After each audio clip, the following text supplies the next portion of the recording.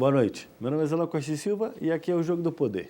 Essa noite nós vamos falar de Salvador sobre candidaturas negras à Prefeitura de Salvador nas próximas eleições de 2020. Nós vamos conversar com dois pré-candidatos que representam o movimento negro, que é o Vovô do Ilê, e o vereador pelo PSB, Silvio Humberto. Vovô, é um prazer tê-lo aqui e é um prazer enorme por uma série de questões, inclusive pelo seu grande trabalho à frente do Ilê. É realmente um prazer tê-lo aqui. O prazer é meu, Zilan. Boa noite.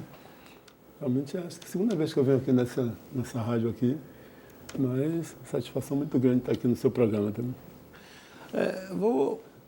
Me conte, antes de a gente começar a falar sobre política e tal, me fale um pouco da sua trajetória de vida e da grande obra que foi a criação e a construção do Ilê. Não foi uma obra feita sozinho, mas teve a sua liderança, que já é uma coisa importante. Eu sou um garoto da Liberdade, né, do Curuzu, da Escola Parque. Nós tínhamos o Apolônio, tinha uma turma lá, sempre gostamos muito de carnaval, sempre carnavalesco, né? Tinha na Liberdade, tinha turma de mortalha, grupo junino, essas coisas, e a gente começou a observar que o carnaval em Salvador, os grandes blocos na época, os mais famosos, né? A participação de negro era muito restrita, né? Não existia trio elétrico, né? Bloco de trio tinha trio elétrico, mas não tinha bloco de trio. E nesses blocos, a maioria concentrado ali no bairro de Santo Antônio, o negro só participava tocando, saíam tudo com percussão, percussionista ou carregando alegoria também, não tinha cordeiro, essas coisas. A gente ficava observando isso, né? E até que um dia lá, nós sentando lá no Curuzu, mas Apolônio, a gente sempre dia de domingo, ia para pé de Itapuã, com timbal, fazia samba, essas coisas. Saiu a ideia de se fazer um bloco, né, na Liberdade. Na época, a juventude negra toda curtia, era o bloco de índio, né? A grande concentração, o primeiro bloco era do Garcia, daqui do Garcia, o cacique, é o cacique. Depois Apache, tinha o Tupis, Apache era o maior de todos, mas a juventude curtia mais o bloco de índio. E também tinha os blocos de bairro, na Liberdade tinha muitos blocos grandes, né? Bloco de pescador, essas coisas que saía a maioria da juventude negra. E lá no final de outubro nós sentamos, a gente já tinha uma influência muito grande dessa questão de negritude, né, a influência do movimento negro americano, né, a gente todo curtia a estética americana, cabelo black, aquelas calças boca de sino, essas coisas, que curtia muita música negra também. E quando surgiu a ideia de criar um bloco, né? Porque a gente não faz um bloco só de negão. Aí ficamos empolgados de si, falei com minha mãe. Isso foi em que ano? Em 74. Em 74, já vão aí algumas décadas desse movimento. Ou seja, você faz o movimento para a criação de um bloco em razão da baixa participação do negro no Carnaval da Bahia, que é uma cidade, que é um estado, mas sobretudo a cidade de Salvador, é uma cidade essencialmente negra em sua alma.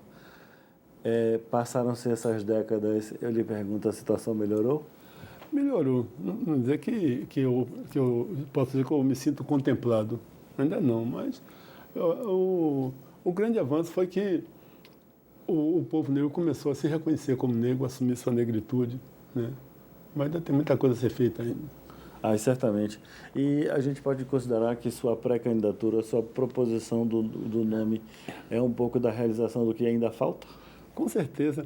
Que a primeira vez que eu falei sobre isso foi em 2006, a Noite da Beleza Negra, na hora da premiação. Um discurso lá, eu falei, esse ano eu quero ela. Aí deu uma confusão, né, que pensaram que era alguma negona que eu estava olhando ali, alguma mulher que estava me declarando. Eu digo, não, calma, pessoal. Eu quero ela é a cidade de Salvador, a gente quer. E aí, o coincidente que o tema do Ilê era o Negro e o Poder, os compositores fizeram muitas músicas falando dessa questão, né? De eu quero o poder dessa cidade bela. Na época fizemos umas camisas, fizemos um movimento, mas não foi muito à frente, né? E de uns tempos para cá nós começamos a reunir lá no Pelourinho, chama Bancada do Feijão, Unialaide do Feijão, e a gente Aliás, fortaleceu. o melhor feijão da cidade. Para quem está assistindo a gente fora de Salvador, quando estiver por aqui, não deixe de visitar o feijão da Laíde, que é um feijão delicioso. E aí botamos a proposta começou a circular, em 2020 eu quero ela, nós queremos ela, e começaram a surgir as pré-candidaturas, e meu nome também foi lançado, que na verdade não tive nenhum momento de pretensão de querer ser prefeito, ser político partidário. Apesar de em 88 eu fui candidato a vereador. Mas aí colocaram meu nome, né? Eu sou filiado ao PDT, aí eu relutei um pouco, mas depois botei o nome à disposição e estamos aí, tá? Realmente mexeu com a cidade, tá? Se fala não só em Salvador, mas fora também. E os partidos estão atentos, estão ligados, porque sabem que o negócio é a sério mesmo, a Vera. Saiu recentemente uma publicação do deputado federal, de um deputado federal aqui da Bahia, dizendo que muito dificilmente o gestor da capital baiana não fará o seu sucessor. Haverá espaço para a candidatura de vocês com uma declaração de tanta certeza assim? Com certeza, né? Porque nós sabemos que desde o primeiro momento que começou a circular essa proposta, né, ser socializada, os partidos têm muita declaração, né, contrária, dizendo que não se cogita isso, mas hoje eles estão se reunindo sempre e estão preocupados com isso. Né? Com certeza eles sabem que, a partir do momento que já tem duas candidaturas, né, já consolidadas, eu particularmente estava falando até com o pessoal do PDT, não gostaram muito, que eu digo, eu me sinto contemplado já. Porque o objetivo nosso inicial é que, a partir do momento que sai uma candidatura que seja consistente, não seria interessante, na minha opinião, a gente bater chapa, porque nesse momento ainda não estamos preparados tanto assim para o embate, mas a ideia é se concentrar em um ou dois candidatos aí para ir para cima mesmo. Mas, historicamente, se a gente avaliar o movimento negro, é claro que eu não conheço ele tão profundamente como você, mas me parece que o movimento negro sempre foi extremamente fragmentado. E essa é uma das razões, inclusive, da pouca força que, às vezes, ele pode ter, ou aparentar ter. As pessoas têm umas colocações até que eu discordo. Porque vocês são muito desunidos, que não sei o que vocês brigam. Parece que nós temos que todo mundo concordar com tudo. Não, nós temos que discutir com o melhor. Isso é natural. É uma cidade que nós somos maioria. Então, agora, eu ainda acredito que eu fico preocupado com todo esse avanço. Ainda tem o que eu chamo de um ranço da escravidão mental. Ainda tem muito negão aí, muitas mulheres e homens negros que se seja de atitude, mas quando chega perto do branco ainda fica tateando, né? Então, acho que eu tenho que sair do discurso e ir para a prática. Então, nós temos direito ao voto, então está na hora de nós tivemos recentemente vários exemplos de demonstração de racismo, sobretudo no futebol, que foi o que mais apareceu nas notícias recentemente, mas parece que a gente não deixa esse ranço da escravidão passar. Isso é culpa de quem? O esquema do racismo é muito perverso, né? Foi muito bem montado, faz com que alguns negros aí da mídia ainda fiquem... eu acho que precisa mais, as pessoas precisam de que estão visibilidade, os artistas, os jogadores. Você vê a declaração do técnico do Bahia, mas isso foi muito bom. Mas nós falamos isso todo dia. As pessoas não dão muita importância, mas precisa realmente que os artistas, que já estão com sua vida consolidada, não tem nada, medo de quê? Agora, aí todo mundo fica calado, todo mundo não reclama de nada, acha que está tudo certo, e não é. Uma das questões que a gente pode levantar com a candidatura de representantes da comunidade negra é qual é a diferença que vocês vão fazer na gestão de Salvador em relação à população negra. Você tem algum planejamento ou você quer só mesmo provocar a discussão? Não, só provocar o pessoal que ainda são pré-candidatos, mas uma diferença gritante, com certeza. Você vai ver muito mais negro trabalhando, já vai gerar muito mais emprego. Né? Porque, triste, chega nos gabinetes, nós só temos uma secretária negra. Nós temos 3 secretários no governo, 1 na prefeitura e 3 secretarias, 3 negros secretários. E nos outros cargos de assessor, só tem brancos trabalhando. Só tem poucos gabinetes, você vê pessoas negras trabalhando. Aí já vai ser uma diferencial, porque nós não vamos aqui para criar um novo apartheid, só vai trabalhar negão e negona, não vai botar o branco. Não, vai trabalhar. O cara é competente, tem condição, vai trabalhar também.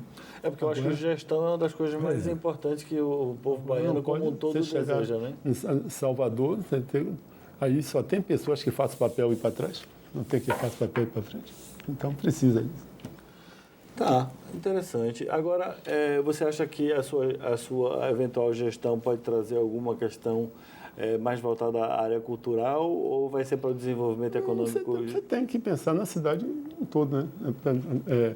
A cidade não é só cultura, né? Não é só música, não é só dança, né? Tem problema de desemprego, tem problema os bairros, né? Estão precisando de ter um olhar, apesar de o prefeito estar fazendo, está muito bem avaliado, a cidade está um canteiro de obra, muita coisa acontecendo, mas muita coisa que nós, que somos da periferia, que somos negros, que nós conhecemos, e vamos chegar com muito mais facilidade no ponto certo. Eu quero lhe perguntar se você está avaliando bem o atual prefeito de Salvador, já que você vai ser um candidato provavelmente contra o candidato dele, se você tem alguma crítica a fazer à gestão dele, mas eu vou deixar essa sua resposta para o próximo bloco. Voltamos aqui no Jogo do Poder, depois dessas mensagens comerciais, rapidinho, até já.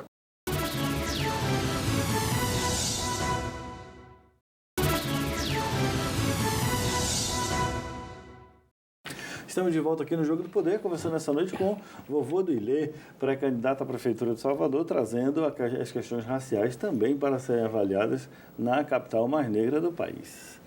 Vovô, no bloco passado eu lhe provoquei perguntando se havia alguma crítica à gestão do prefeito ACM Neto, que está pretendendo fazer seu sucessor. O prefeito está muito bem avaliado, né? A avaliação dele...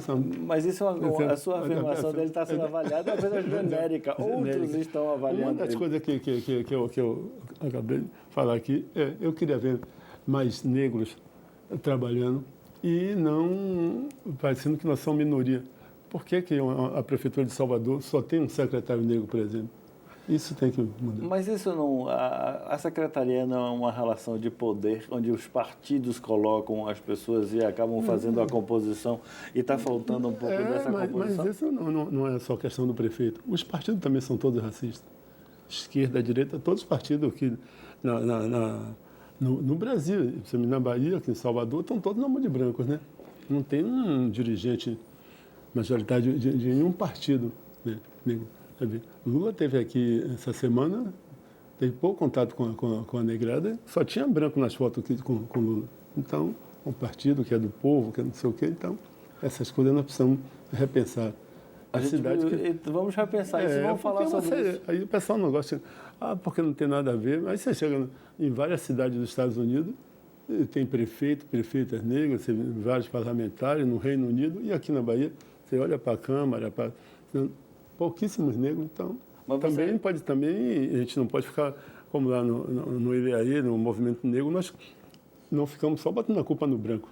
Agora, nós negros também temos que fazer a nossa parte. Agora, muito dos Estados Unidos, quando a gente fala do movimento dos Estados Unidos, movimento negro, movimento dos direitos civis, você tem alguns nomes que surgem, né? Tem o reverendo Martin Luther King e tem o chefe das Panteras Negras, Malcolm X. Você especificamente se identifica mais com o que dizia Martin Luther King ou Malcolm X? Malcolm X, Martin Luther King, acho que Martin Luther King foi mais comedido como eu. Mais comedido. Mas ser comedido, às vezes, não é uma coisa... O que significa esse ser comedido? Eu sou uma pessoa bem tranquilo. Acho que mesmo você falo baixo, não sou agressivo, mas você mesmo pode... Mas não deixa de chegar junto, né? De ser incisivo nas coisas.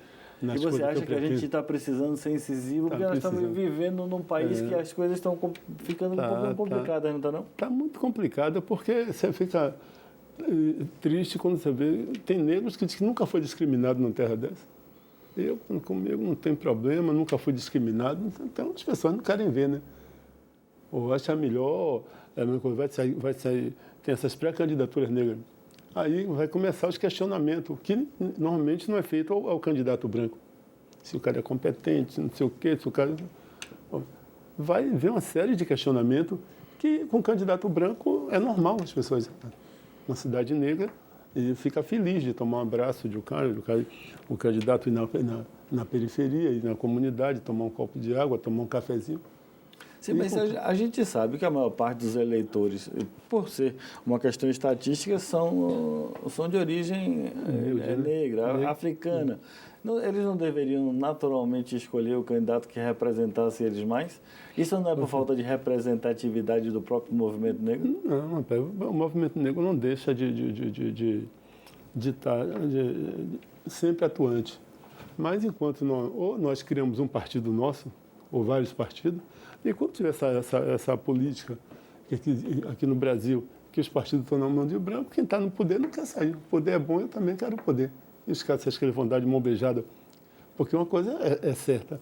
No primeiro momento que a Salvador tiver um prefeito, uma prefeita negra, vai ser difícil eles retomarem, né? Mas a cidade de Salvador já teve um prefeito já negro, teve, mas não foi. Foi na época da ditadura, não foi indicado, né? Mas pelo voto não teve. Então está na hora de ter, eu chamo de black atitude. O povo negro tem que se conscientizar que tem. Ele tem que escolher seu representante.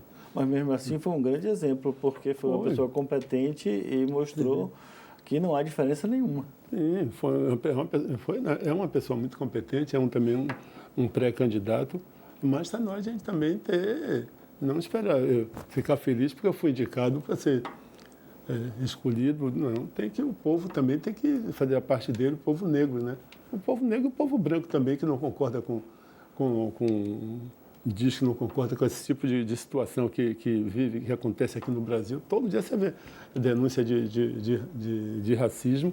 Aqui todo mundo reconhece que Salvador é uma cidade racista, mas se você perguntar, você não acha um racista, né?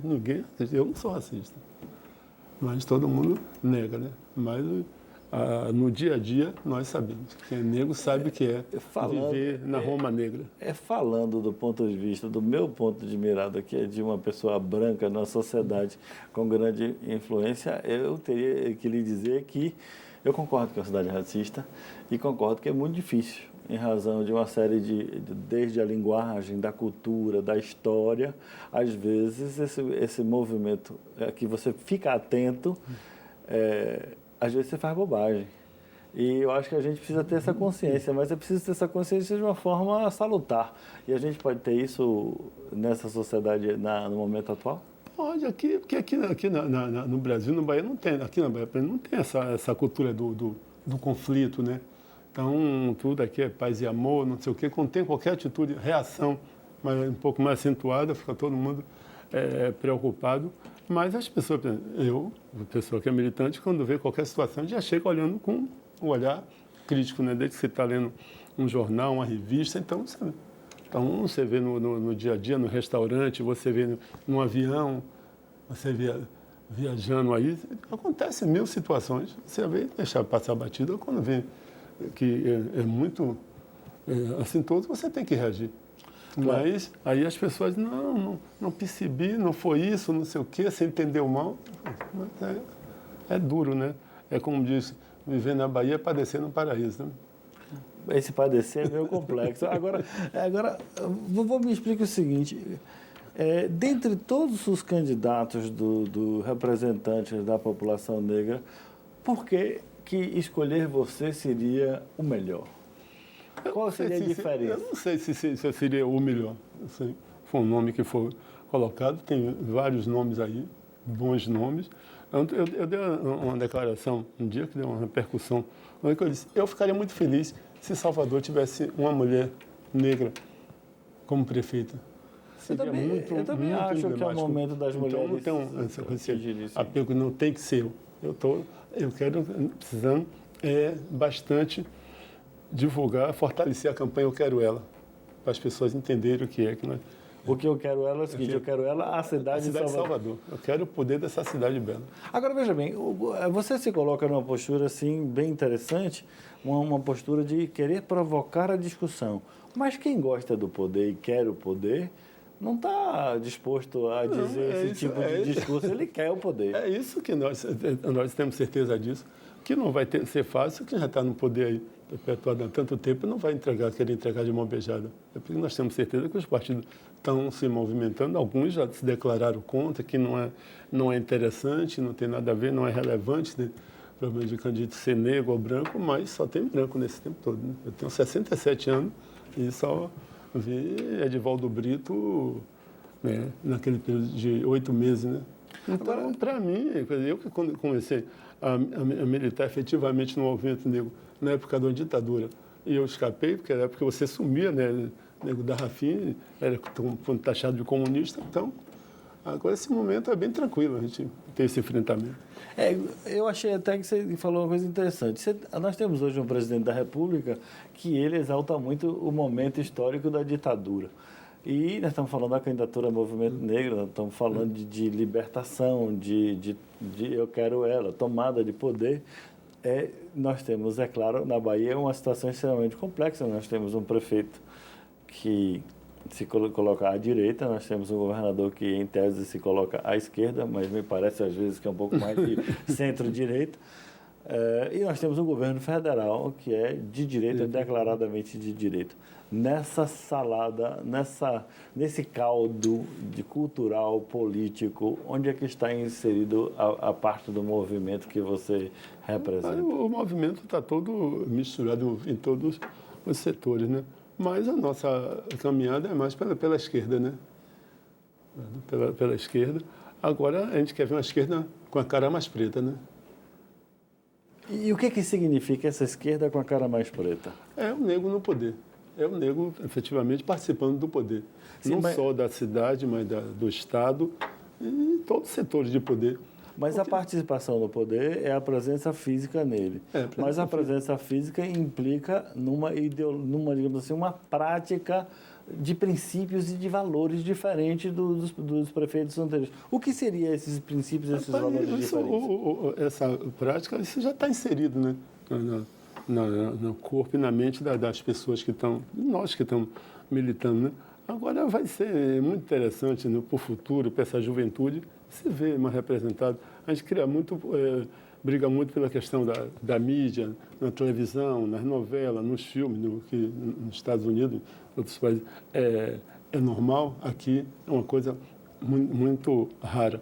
Então, essa questão da representatividade também é muito importante. Tá? Mas você ainda acha que no século XXI a gente tem coisas a enfrentar em relação ao racismo, ao movimento negro e à política? Tem muita coisa, que isso é muitos anos de cima que está introjetado aí. Ainda tem muita coisa a ser feita. Nós temos certeza que não vai mudar porque nós vamos ter que mudar a cabeça do povo branco, também do povo negro, também de algumas pessoas que acham normalíssimo, né? Aquele menino bonitinho que aparece aí, o filho de fulano, cicrano, que ninguém nunca viu, daqui a pouco ela sai candidato, vai com não sei quantos mil votos, como é isso?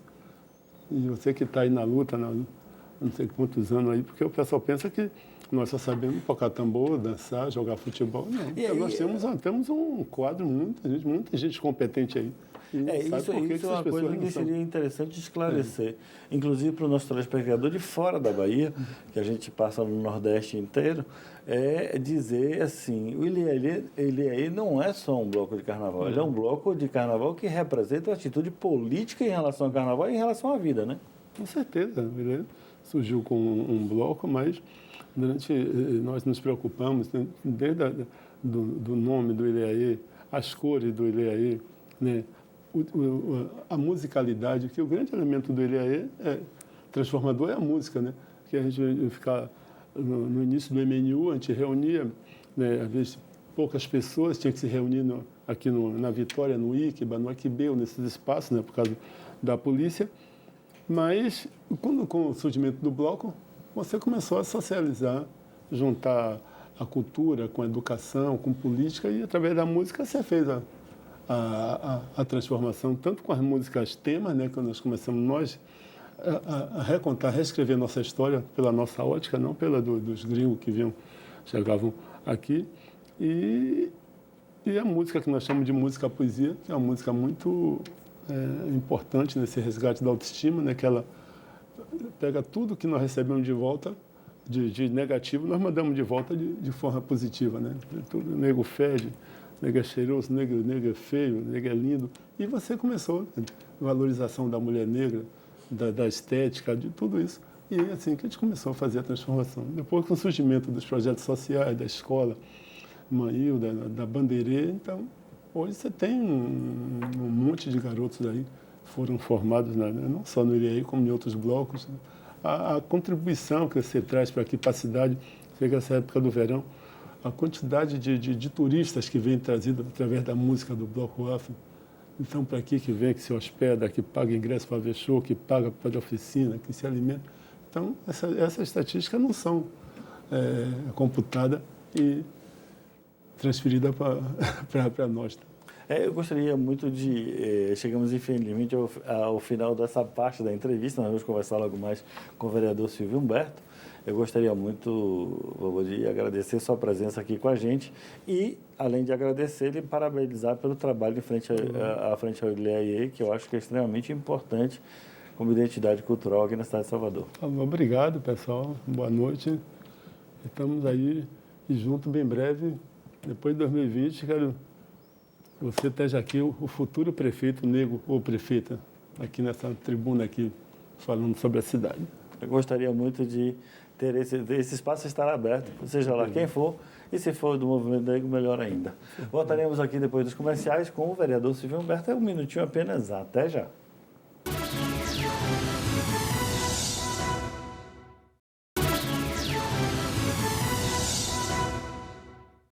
Estamos de volta aqui no Jogo do Poder, falando essa noite sobre candidaturas do Movimento Negro à Prefeitura de Salvador, que é a cidade com histórico de maior população negra no país. Estamos conversando agora com Silvio Humberto. Silvio, é um prazer tê-lo aqui. É muito bom conversar contigo aqui no Jogo do Poder. É um prazer todo meu, é a primeira vez, né, do Jogo do Poder, e para mim é uma boa oportunidade a gente poder conversar sobre a nossa cidade, conversar com você, né, de uma forma muito tranquila, verdadeira, e acho que a gente precisa disso. Eu acho, inclusive, porque a gente precisa enfrentar determinadas questões que eu acho que são muito importantes. Eu acho que é muito importante a gente falar em mulheres no poder, eu acho que a gente precisa falar em minorias no poder e também falar do movimento negro no poder. O negro no poder eu acho que é importante. Nós chegamos a um momento histórico que a gente precisa parir essa criança, né? Para o bem dessa cidade, para um salto civilizatório, eu acho que a gente precisa. Uma vez foi perguntada ao primeiro-ministro do Canadá por que eles escolheram, na sua grande maioria, mulheres. Ele disse, porque a gente chegou no século XXI. Nós estamos no século XXI há 3 décadas e com muitos problemas ainda do século XIX. Eu digo assim, essa ponte que nos trouxe até aqui não é a ponte que vai nos levar mais para frente. Então a gente precisa agora falar do que poderia se chamar, quando se fala com o clima, né? Que é as verdades inconvenientes. Então, a gente precisa falar dessas verdades inconvenientes para criar uma zona de conforto, até para que a paz se estabeleça. Mas você ainda acha que esses 500 anos de escravidão, foram quase 500 anos, né? Eles... 400 anos, né? Assim, 388 nós ficamos só na escravidão. 388 anos, são quase 400 anos. Advogado não sabe fazer conta direito, né? Mas nesse período, você acha que depois dessas gerações que já passaram pelo processo de libertação, de emancipação, mal feito ou não, isso é uma questão que a gente vai discutir. Não é meio estranho, em pleno século XXI, a gente está ainda discutindo essa questão e a escravidão ter tido um impacto tão negativo e ainda presente na sociedade como a nossa? Olha, sua pergunta é importante, até para a gente entender que, como eu disse, são 388 anos, foi dentro da escravidão. Então, você tem aí 131 anos que ela acabou. Pelo menos os grilhões foram embora, mas tem a mental. E você tem o que gerou essa escravidão, que permanece, que é o racismo. Então, a forma como o racismo estrutura ainda as relações do poder, as relações sociais no Brasil, no Estado e, sobretudo, nessa cidade aqui, na nossa capital, que tem o nome de Roma Negra, mas é mais um adjetivo, né, que eu gostaria que até que o adjetivo correspondesse, de fato, aos fatos em termos de igualdade. Você não acha que isso é um pouco folclórico, como se dissesse assim, eu estou lhe dando uma balinha, mas você não vai almoçar, não? Então é por isso que a gente ainda tem que continuar discutindo, porque nós chegamos ao século XXI e ainda nós poderíamos dar um salto enorme, né, com essa diversidade que nós somos, e eu sempre digo, é uma montanha que, quando tem a oportunidade, é o ratinho que sai. Né? Poderia ter algo grandioso, porque esse povo aqui é muito bom, gente. O que a gente tem de melhor nessa cidade, se eu pegar só o exemplo de Salvador e depois levar para o Brasil, É o povo, é gente. Então, o que é que muda as coisas? É gente. Então, se assim, o que é que impede das pessoas serem plenas? Né? Eu sou professor da área de desenvolvimento. Né? Nos seus tempos de economia, a gente sabe que desenvolver é você desenvolver as pessoas. Né? E como é que você desenvolve as pessoas? Potencializando as pessoas. E uma forma de você potencializar é investir. Então, assim, tudo que impede que as pessoas sejam plenas, né? O racismo, o sexismo impede que as pessoas sejam plenas. Ou seja, que as pessoas tirem 10, que as pessoas consigam alcançar o seu nível de excelência. E quando o racismo e o sexismo eles se juntam, ele impede das mulheres, das pessoas negras, dos indígenas, coloque para melhor. Aí você faz assim, você está falando, aí você tem que parar. Você está me julgando ainda pela minha cor, pelo meu nariz, pelo meu cabelo, todo por um estereótipo ou pelo meu gênero. É muito pouco, é muita perda de tempo, é muita energia jogada fora, é muito talento sendo desperdiçado diariamente nessa cidade, principalmente quando você vê o genocídio que acomete a juventude negra. Mas, inclusive, a sociedade, sobretudo a classe média e a elite, ela não tem a noção do genocídio que está acontecendo na sociedade, e isso falha no processo de comunicação para entender o que está acontecendo. Mas aí, assim, tem coisas que você não vê porque você não se importa. E o que nós temos aqui é um conjunto de pessoas, umas elites que não se importam. É um pacto narciso que a gente precisa quebrar. Assim, você só enxerga aquilo que é espelho. Né? Então, assim, ou quebra esse pacto, e aí, assim, tem pessoas como você e outros que estão aí na sociedade buscando mesmo entender. Porque, assim, essa cidade precisa avançar. Eu vou pegar até Salvador. Essa cidade não vai avançar sem as pessoas negras, sem as mulheres. Quem é a massa? Como é que você vai chegar? Nós estamos vivendo a inteligência artificial, não é isso? O homem, máquina, tudo junto. Isso não faz sem conhecimento. Como é que você vai sem as pessoas? Não vai, assim, é por isso que eu estou dizendo, o modelo que trouxe do século XIX, estruturando, excluindo essa massa, porque o que essas pessoas se especializaram? Em excluir gente. Né? E o que nós aprendemos a fazer? Incluir as pessoas lutando com todas as agruras. Eu sou daqui de perto. Né? Eu estou vendo o estúdio aqui, eu disse assim, eu sou daqui da Rua 13, que é aqui atrás. Então eu sei quantos talentos tem na Rua 13. A Rua 13, que a gente chama Souza José, era perto, longe da Universidade Federal, que é próxima daqui. Mas quantas pessoas daqui, se eu quiser estender mais, quantas pessoas saíram do Edgar Santos, que está aqui próximo, né, e foram para a universidade? Eu recentemente, tem uns 15, um mês atrás, eu comemorei os 40 anos da minha turma de terceiro ano, do 2 de julho. Era uma exceção, eu e mais outros colegas, exceções para dizer que tem uma regra que a gente não chegava. Mas você chegou via colégio particular. É isso, meus pais fizeram um esforço enorme, né, para que eu estudasse, estou falando há 40 anos atrás. Né, em 1979, eu tinha 16 anos. Era uma exceção. Eu morava aqui na Souza José, descia ali o Garcia, vinha andando. Eu sei o que é não ter água, né? Você tem que pegar água em fontes, não ter saneamento básico. Tudo isso eu sabia. Era aqui, é o perto longe. O Garcia, ele sempre dizia assim, você morar no Garcia é uma coisa, a Fazenda Garcia é outra. E Fazenda Garcia e as adjacências era uma outra história. Então, assim, o que eu fico pensando é que no mesmo território onde tinha o Vieira, onde tem o 2 de Julho, Colégio Sacramentinas e as Doroteias, você tinha o 2 de Julho. Era um território educativo. Mas olha onde foram as pessoas que estudaram ali, ainda naquela época, no Edgar Santos. Não foi uma regra essas pessoas chegarem na universidade, mas era uma regra para os meus colegas, né, saírem do 2 de Julho, saírem do Vieira e entrarem na universidade. Né? Então, assim, eram perto que os estudantes daqui, da minha rua aqui perto, né, eles iam para a Universidade Federal da Bahia pegar manga, apanhar manga, que a gente chama pegar, né? Jogar bola no campo, né? E ser paciente do Hospital das Clínicas. E alguns que trabalhavam na UFBA, na prefeitura do campus. Então, assim, é muito talento sendo jogado fora. É muita gente que sem ter as oportunidades. E quem que perde com isso? Essa cidade é uma cidade que é travada economicamente porque a massa não consegue consumir, porque a renda é concentrada. Então, quando você tem uma cidade onde 10% da renda dessa cidade, assim, dos 10% mais ricos, é muito próxima dos 10% mais ricos de São Paulo, e você considerando que o Produto Interno Bruto, o PIB da cidade de Salvador, é quase 10% do PIB da cidade de São Paulo, você mostra que a renda é muito concentrada. Ou seja, quem é rico em Salvador é rico de verdade, é rico em São Paulo, é rico em qualquer lugar do mundo. Então, isso é porque a branquitude aqui tem um papel importante na geração dessa riqueza das pessoas. Mas você acha que esse processo é um processo de opressão que não vai ter fim? Olha, eu sou uma pessoa otimista e muito realista. A gente está lutando contra um sistema extremamente complexo, que é o racismo. não é? O racismo tem uma capacidade de gerar mutações e criar outras tantas. O racismo pode ter até começado dizendo que de uma diferença, trabalhando com a diferença inata das raças, do ponto de vista da biologia. Hoje o racismo não precisa de raça para dizer que ele existe. Né? Tem racismo sem raça? Tem. Claro que tem. Né? O racismo começou na biologia, está no direito. O secretário do direito, o apartheid era um sistema legal. Né? Você tem, as leis podem proteger, como também podem acabar com as pessoas, pode aprisionar as pessoas, ou pode gerar privilégios. Isso aqui é uma sociedade que foi gestada para ter privilégios. Então, assim, tem um privilégio da cor. Aqui é a Roma negra, a Meca negra, mas é o paraíso dos brancos.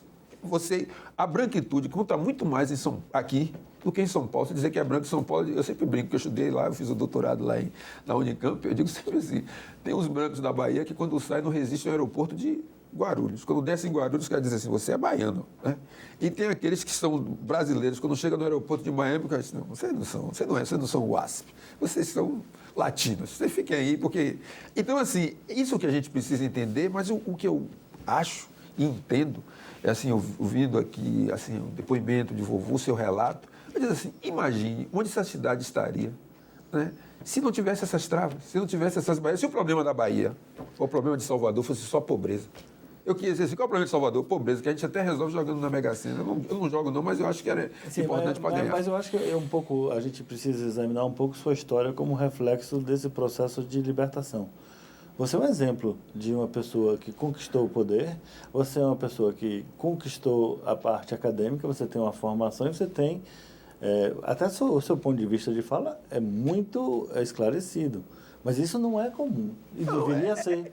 Você teve a formação de economia, mestrado, doutorado e foi eleito com uma votação expressiva. Uhum.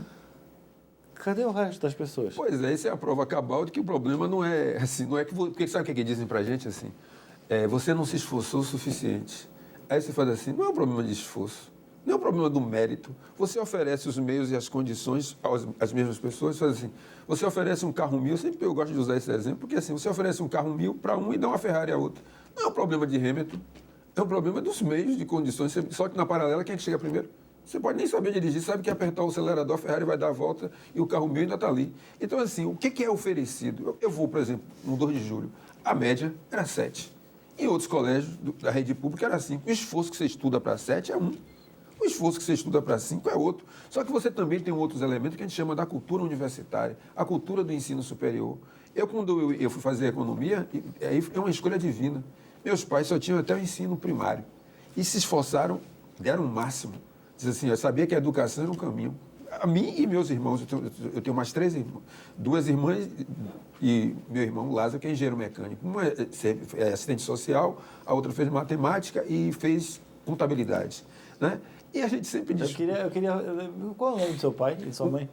Humberto Ribeiro da Cunha, meu pai já foi, né? Já fez a passagem dele, minha mãe está aí, fez 84 anos esses dias, está aí firme e forte, Silvio Eugênio. Por isso que eu sou Silvio Humberto, eu sou essa junção do Silvio com Humberto. Eu queria deixar um parabéns especial para eles, porque eles fizeram uma diferença enorme na realidade aqui, viu? Eles fizeram assim, o que eles fizeram assim, tem um esforço coletivo aí, porque assim, por que existe uma exceção? Porque tem uma regra. E a regra não é as pessoas não chegavam porque não tinha, de fato, as mesmas oportunidades. E quando, assim, eu tenho 56 anos, né? Quantos conseguiram chegar? Eu digo, isso não é algo que você fez assim, poxa, você é o cara. Eu disse, não, eu não sou o cara. Eu acredito que nós precisamos de vários caras, porque tem muita gente com muitos talentos, se tivesse as oportunidades, chegavam muito mais longe. E por isso que eu digo que essa cidade trava, perde, quando essas pessoas que têm N talentos... Preste atenção, vamos para uma coisa popular. Onde foi? Lembra que as pessoas vendiam ficha telefônica, não é isso? Ainda lembro disso. Né? Aí alguém percebeu nessa mudança. Né? A Bahia deve ser o único lugar que as pessoas vendiam ficha telefônica. Né? Aí as pessoas perceberam que apareceram o cartão. Disse, vai quebrar o povo da ficha. Né? Aí alguém percebeu assim, nós agora vamos alugar o cartão telefônico. Isso é de uma engenhosidade. Isso vira o que nós chamamos na administração de um case. É um case, porque como é que você sai do analógico para o digital, né? E de uma rapidez que você muda, o cara disse, não, ninguém vai pegar o cartão, vai comprar tudo de uma só vez, então eu vou fazer o seguinte, eu vou alugar o cartão. Imagine como é que essa população, aprendendo a dar nó em pingo d'água, é muito talento que você joga fora. E essas pessoas precisam fazer um esforço enorme para a sobrevivência. Eu quero lhe perguntar o que é que, se eleito fosse, qual é a diferença que você faria? Mas para o próximo bloco. Tá bom. Voltamos aqui no Jogo do Poder, conversando com o vereador Silvio Humberto, vereador pelo PSB. Até já.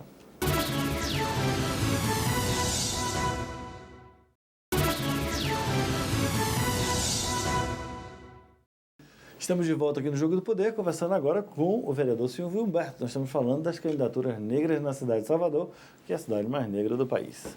Silvio, ficou aquela pergunta, que a pergunta em síntese é: Silvio Humberto vai fazer alguma diferença se eleito fosse? Eu diria que sim. Primeiro porque o nosso movimento não é um movimento individual, não é uma coisa individualista. A gente respeita o individualismo, mas nós somos fruto de um que nós chamamos de uma construção coletiva. Se é algo que eu aprendi com o movimento, foi incluir gente. Eu venho de uma trajetória que, além de fazer, né, de ter essa trajetória, o que eu pude fazer sozinho, eu fiz, né? Sozinho, assim, com o apoio da família, né, porque você fazia concurso, etc. Mas nós criamos, há 27 anos, o Instituto Cultural Steve Biko, que é a primeira organização a preparar a juventude negra, né? Começamos com a juventude, né? E hoje nós temos o que eu chamo da juventude acumulada, né? Que gente com mais velhos, pessoas com 40, 50 anos. Que são os novos 20 anos de antigamente. Pois né? é. E entrar na universidade. Então, isso nós fizemos há 27 anos. Nós falamos que nós somos 27 anos promovendo ações afirmativas. Então, foi lá que eu aprendi também a trabalhar com gente. Primeiro, você se importa com as pessoas. Quando você se importa, oferece uma educação de qualidade, essa educação comunitária, né? Essa equação só dá um resultado. Os talentos vão florescer. O que o Ileaê fez ao longo de mais de 40 anos, fazer muito com pouco e ainda lutando com as agruras do racismo, né? E assim, a cada ano você dar esse choque, né, que eu diria assim, de realidade cultural, de diversidade para a cidade, né? A cidade vai para o mundo, tem a ver com o Ileaê, tem a ver com capoeira, tem a ver com o Lodum. Isso leva para o mundo e isso não é devidamente valorizado. Então, assim, a inteligência, a gente fala hoje de economia criativa, que é uma referência, o Ileaê, o Lodum, o Costejo Afro, o Muzenza, o Gandhi, são grandes exemplos de economia criativa. Então, assim, o que nós aprendemos, e essas organizações, ao Negro, né, assim, as várias organizações negras que lutam contra o racismo, foi aprender a incluir pessoas. Então, assim, o que a gente vai fazer de grande diferença para destravar essa cidade? Eu diria incluir pessoas. Agora, uma coisa que nós temos, que eu diria que para mim é fundamental, é empatia. Nós sabemos eu sei o que é ser empático com as pessoas. É você olhar no olho do outro e dizer assim, o seu problema é meu problema. Tem uma expressão que nós utilizamos. Porque eu vivi também, talvez por isso? Também. Mas, às vezes, você pode não viver, mas você é solidário. E você não olha através do outro. E isso leva a você quebrar o que nós chamamos desse pacto narciso. Você não é o espelho. Você diz assim, tem outros, né? Tem outras pessoas, então o seu problema é o meu problema. E levando aquilo que nós aprendemos com a filosofia africana, é o chamado Ubuntu. Eu sou porque nós somos. Então, isso dizendo que nós estamos conectados. Então, assim, o Steve Biko, que é um patrono do nosso instituto, ele diz assim, tudo bem que a civilização europeia, os europeus, ali, pensando ali do ocidental, Europa ocidental, diz assim, eles contribuíram com a Revolução Industrial, não começou lá na Inglaterra, mas ele diz assim, quem é responsável pela feição humana da humanidade, isso veio do continente africano. Então, assim, são esses valores que estão aí à disposição. Eu até diria que é responsável pela própria humanidade. É a humanidade. Porque é de lá que surgiu. Agora, me diga uma coisa, na sua trajetória como vereador, você tem conseguido fazer alguma transformação nessa Câmara de Vereadores que a gente tem? Eu diria o seguinte, se é algo que me orgulha muito ao longo desses 7 anos, e assim, a política não entrou na minha... Eu sempre fiz política, né? Tem alguém aqui que gosta de política? Eu lembro que aqui perto eu ficava, desde 82, meu primeiro voto, foi a professora Denise Santana, né, que é a professora aqui do Colégio Edgar Santos, uma militante que até hoje continua assim, militante do PT, à época, ela continua, né, dentro do PT, e assim, uma defensora incansável da educação pública de qualidade, né? Isso criou uma sinergia entre nós, foi o meu primeiro voto, e eu lembro até hoje, eu tinha 18 anos. E de lá para cá eu sempre fiz campanha, nós apoiamos Luiz Alberto, várias candidaturas negras, porque nós entendíamos que era raça e classe, né? Então isso, a gente falava de um campo. E assim, nesse momento, num determinado momento, eu fui escolhido, né? Depois de outras experiências, as pessoas disseram, agora é para você, né? Aí eu ainda fiquei vacilando, porque eu disse assim, rapaz, eu quero fazer meu pós-doc. Aí eu me lembro que me perguntaram assim, para que a comunidade precisa do seu pós-doc? Então, você sabe que o pós-doc é uma coisa sua, né? Eu disse, a comunidade não precisa nada do pós-doc. Então, eu vou colocar todo esse investimento que foi feito, né, à disposição da comunidade. Então, assim, aqui muito é dado, muito será cobrado. Então, assim, eu sei o que eu aprendi, né?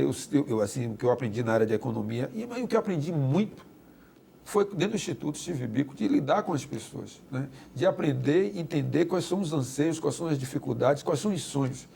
E, assim, ajudar as pessoas a sonharem faz uma diferença enorme. Você trabalhar com a ideia de perspectiva, de você se importar com as pessoas, aprender a fazer pontes. E aí eu lembro do Pantera Negra, né? Fantástico, que ao final ele diz assim, em tempos de crise, você não faz muros, você não levanta muros, você faz pontes. E eu sou alguém que aprendi a fazer pontes. Nós vivemos numa sociedade hoje que cada vez mais fala em muros, alguns inclusive físicos, porque talvez o futuro ex-presidente dos Estados Unidos falou muito em sua campanha a criação de um muro. Como é que a gente fala em derrubar muros quando pessoas falam em criação de cada vez mais muros? Mas isso aí são os intolerantes, assim, as pessoas que são conservadoras e nós estamos vivendo uma era de retrocesso civilizatório. E quando você perguntou dos nossos, eu acho que a gente tem um momento agora de cada um tem que dar o seu melhor.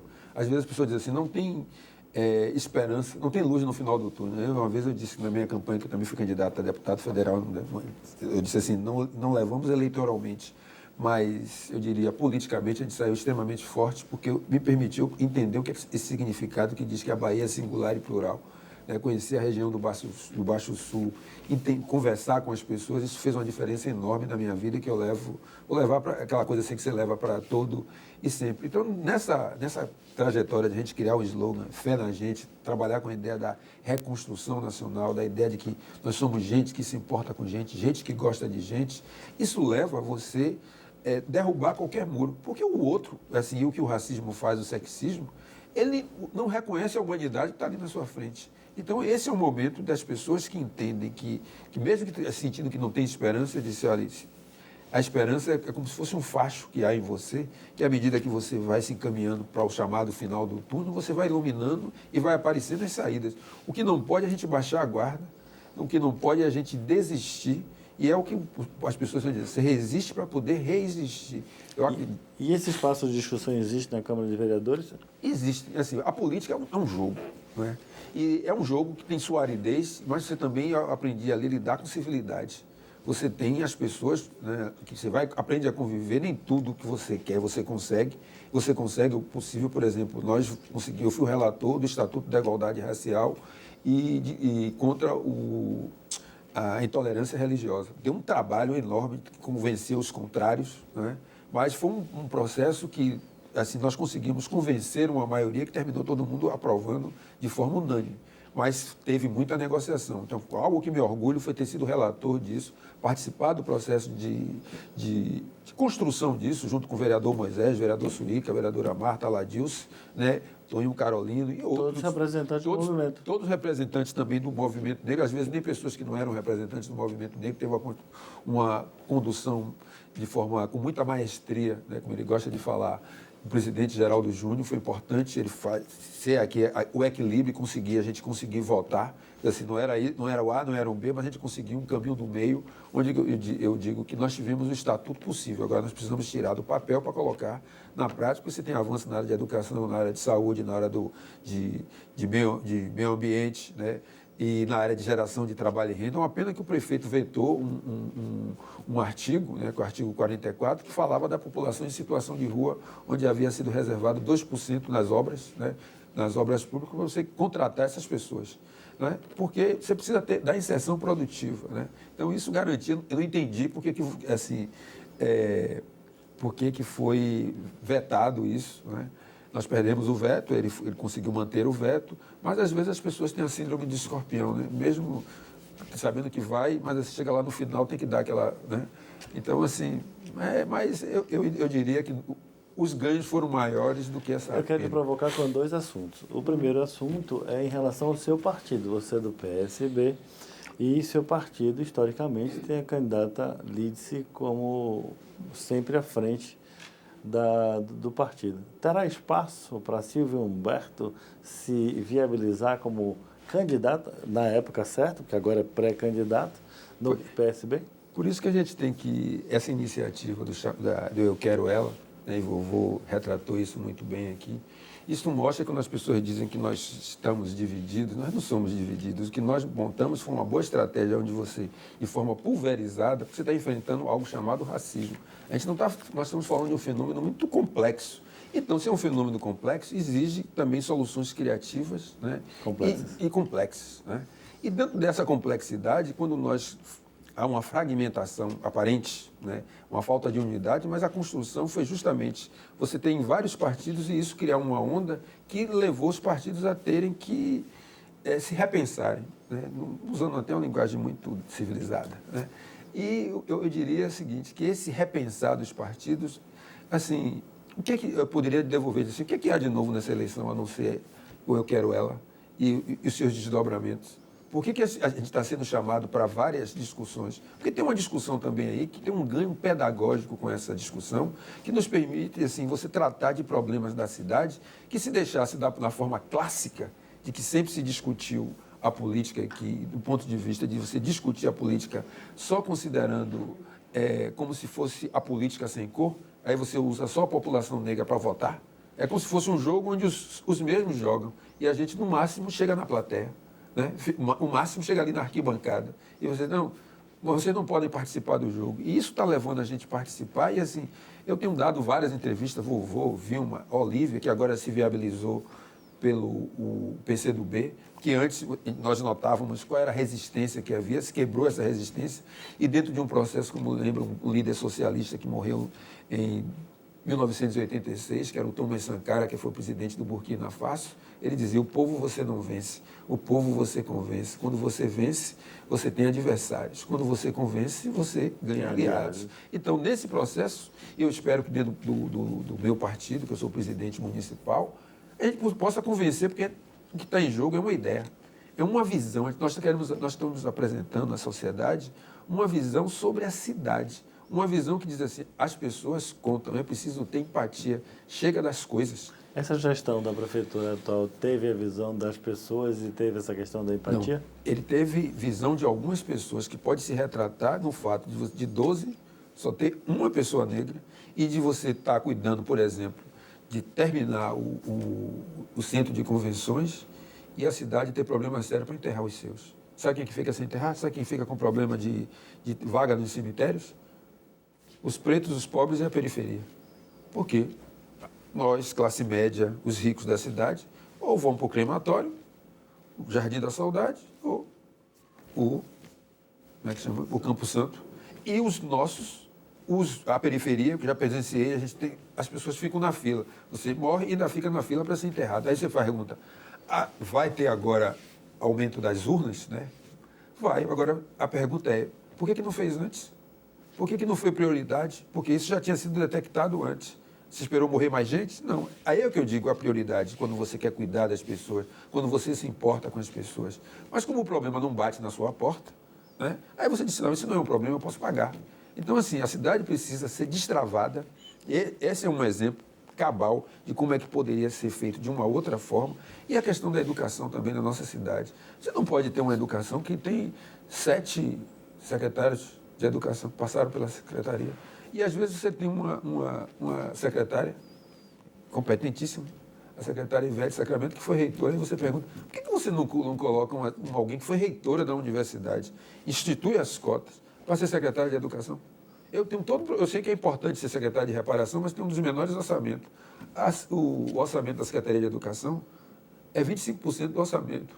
É muito dinheiro que você pode girar de uma outra forma, e as nossas crianças, que eu sempre estou usando esse exemplo também, porque foi algo que me marcou, eu fiquei olhando assim, disse, poxa, o Colégio de São Paulo está falando de games, drones, e está falando de robótica.